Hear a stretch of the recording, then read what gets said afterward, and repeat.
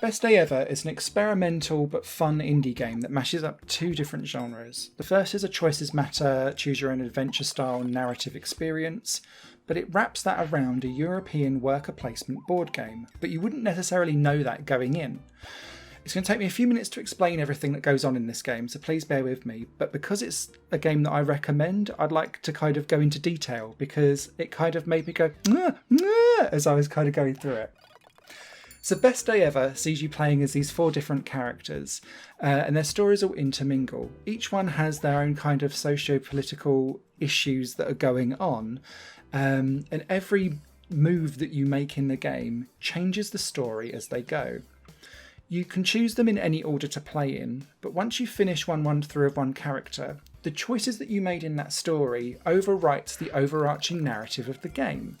And so that opens and closes doors for the other 3 characters. And so depending on how you play it and what you've done with one, will kind of affect what you've got available for everyone else. And the kind of overarching goal is to kind of work out how you can get all 4 characters to have their best day ever at the same time, which is no mean feat, and there is a ginormous flowchart that shows you of your choices and actions as you uncover them going through the game. The 4 characters are Emma, who works in a food company that's a big corporation in the town of Odysee.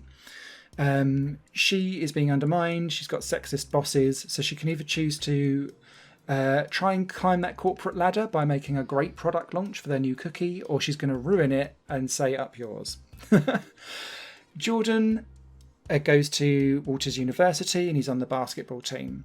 He's gay, but he doesn't want to come out to his friends necessarily because he's worried about that, but he's being kind of not pressured to, but feels like it's time to do so because it's starting to cause problems with his boyfriend.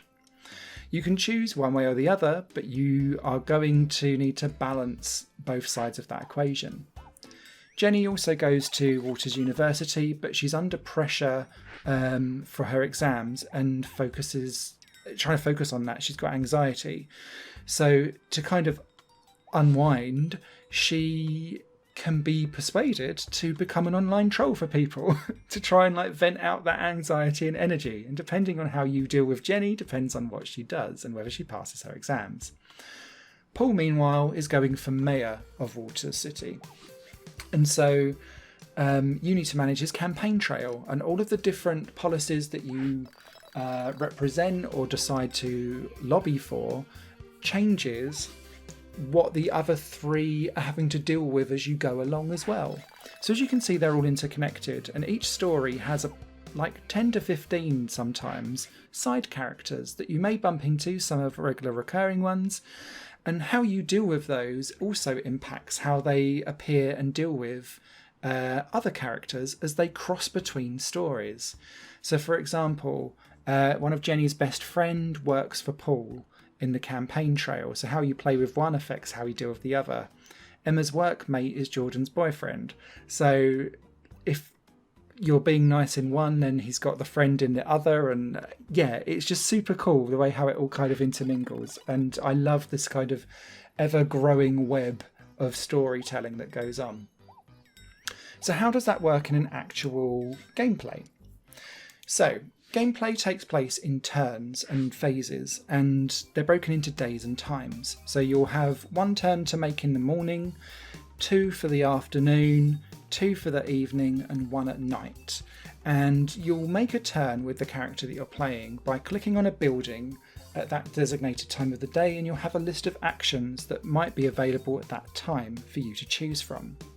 In the bottom left-hand corner of the screen, you can see that each character has stats. All of them have money and all of them have energy, but energy is expended whenever you're taking a turn, usually. And it could be 1 energy bolt, it could be several, just depending on what you're going for. And then they'll have 2 stats underneath. The bottom one is normally like a morale type of meter or a happiness meter, and the one above that is normally a skill of some sort. So it could be agility and skill playing basketball for Jordan. It's about corporate talking for Emma. It's power for the campaign trail for Paul, for example. So you need to decide on the actions that you take, and it will expend and take away or rebuild those 3 stats. You need to keep your energy in check, because if you run out of energy, then all you can do is chill out at home and relax, and that loses you time for you to then make an impact towards whatever it is that you're looking for that character's best day ever. So for Emma, when she's going in, she can choose to expend some of her energy to change the cookie recipe for the cookie that she's launching, to make it better or worse.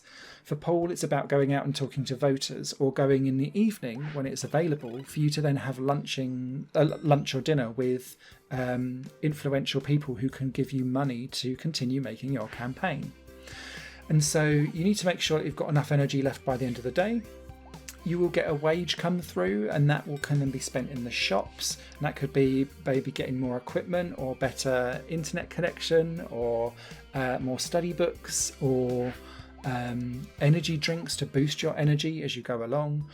And some of the stuff on the periphery look a bit more like fluffy, like going to the pub, or going for a walk in the park, or going to the cinema.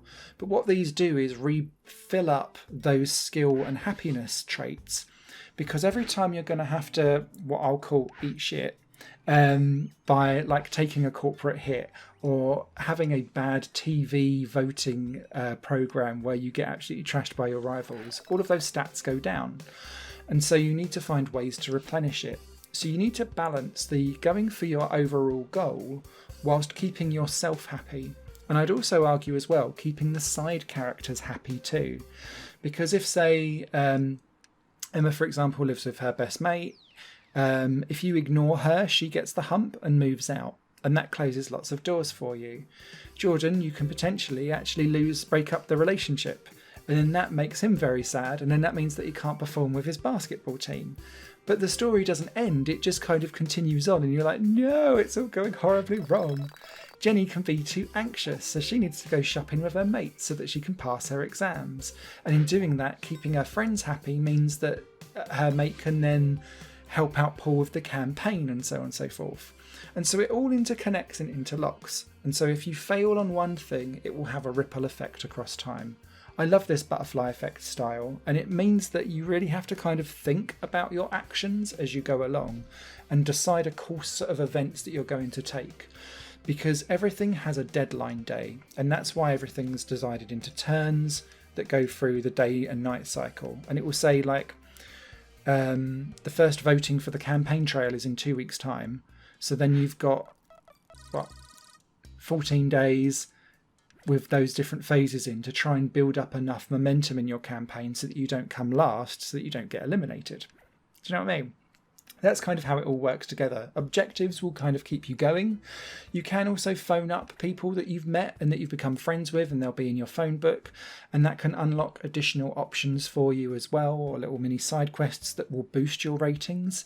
I quite like the fact that going home and surfing the internet can also unlock additional like courses. So you can be like, I'm going to do a home course on, I don't know, speaking eloquently in front of people, and that boosts up Emma's corporate stat, for example. It's just really cool the way how it all kind of comes together, but it does remind me heavily of worker placement games from European board games. So if that's interesting for you, you can go into Best Day Ever from that perspective. But if you're looking for a choices matter narrative focused game, then this is a fantastic way of experiencing all of this interconnected butterfly effect story that happens. And it's not binary either. Like, there are degrees of whether you are happy or not. And I love that. Where the game does fall down ever so slightly for me is that graphically it's quite difficult to sell this, and I'm sure you're kind of looking at these screens as I'm talking about the game going, but it doesn't look great. And it's got its own style and it's fine, but what it does mean is that you're always a few clicks away kind of from understanding exactly what you need to do next, and some of the kind of intricate parts of the game are hidden away from the main screen, which I wished wasn't necessarily the case all the time, because sometimes you make a decision and you don't immediately see what the impact of it is, and you have to kind of go hunting for it. There's also a strange thing where some of the English translation hasn't happened, and in some of the menus, some of the menu titles are still in French. which just confused me. I don't know if it was supposed to be stylistic or not, but it just looks like they've forgotten some menu items that need to be changed back into English. The actual translation, like in the game and all the text, perfectly fine. It's just some of the menu options are still in French. And what I would say as well is that obviously you need to be invested in replaying this several times so that you can interconnect all of these different best 8 evers, because actually half of the fun is watching it go a bit wrong as well, just so that you can see the impact of what happens when stuff goes wrong. So yeah, you'll be playing this for quite some time. Each individual story takes between 2 to 4-ish hours to complete. Some are slightly longer than others. Some can be ended early as well and just come out with a game over, especially Paul's one, because if you don't make the cut in the mustard for the elections, then that kind of ends your campaign trail there and then. But yeah, I had great fun playing this. It looks so unassuming, but it's really engrossing, and I recommend it to people who really enjoy those choices matter narrative experiences. It's out now on PC and Nintendo Switch. If you found this review helpful, please give us a like and let us know down below what your feelings are of it are. And a written review will be over on higherplayinggames.com, along with a link to the Patreon. You guys take care. Bye for now. Higher Plane Games is part of the Higher Plane Network, a completely independent media outlet supported by people like you. The goal is to create the best possible content that cultivates a richer indie scene for games as well as music and entertainment. To find out more and to get involved, visit patreon.com/higherplane-network. Your support makes all the difference, and in return you'll gain access to bonus content and downloads. Thank you for watching.